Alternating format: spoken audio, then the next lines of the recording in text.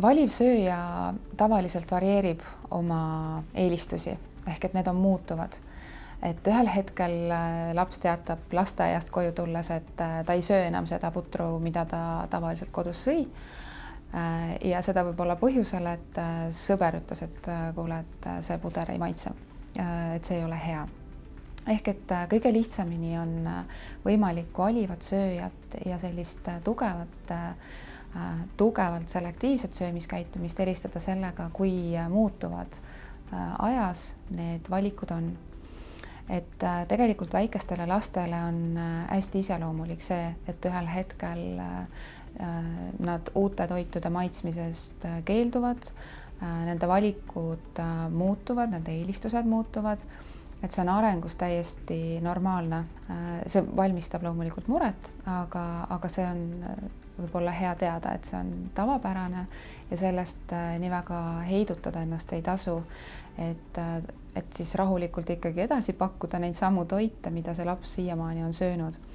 Et arengus teisel eluaastal on siis võib-olla see, kus selline foobia tekib ja mida iseseisvamaks laps saab, seda rohkem ta tunnetab ka, et tal on võimalik oma toiduvalikute osas nii-öelda sõna sekka öelda, et kui ma ikkagi kõvasti jalaga trambin ja ütlen, et mulle ei maitse see, et siis võib-olla ma saan mingisuguse teistsuguse toidu.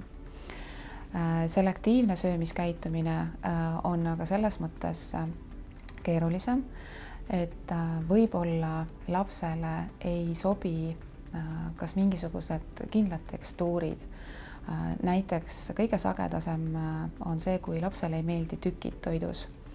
Et kui on jogurtis tükid, siis ta seda jogurtit ei söö. Kui see on selline tavaline joogijogurt, kus tükke ei ole, siis see võib talle sobida. Nii et sellise väga tugeva selektiivse söömiskäitumise tagajärjel tegelikult need valikud muutuvad järjest kitsamaks ja jäetakse välja ka toidugruppe. Näiteks võib-olla liha ja lihatooted ei ole need, mida laps oleks nõus sööma. Et kas seal on siis põhjuseks toidu tekstuur või lõhn või mingisugused muud omadused, mille tõttu siis laps need toidud oma menüüst välistab. Ja siin on oluline teada seda, et need lähenemised nende kahe sellise söömistiili juures on tegelikult erinevad.